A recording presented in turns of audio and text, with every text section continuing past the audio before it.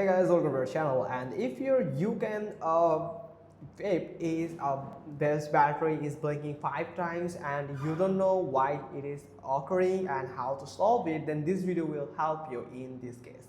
So here you can see that if your Yocan battery blinks 5 times, that means it is a poor connection problem that can be caused by dirty connection, misalignment, or faulty components. So carefully clean the connector with a Q-tip and isopropyl alcohol to 99%, then unscrew the cord a little at a time but not too tight. So adjust the connection plate using a paper clip to gently pull and push it back up to ensure both battery and cartridge are on the same level.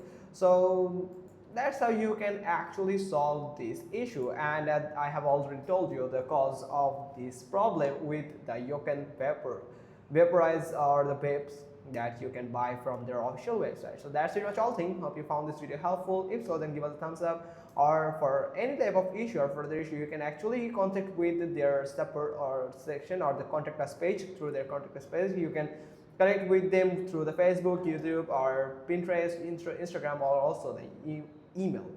So that's pretty much all thing. Thanks for watching. Till next time.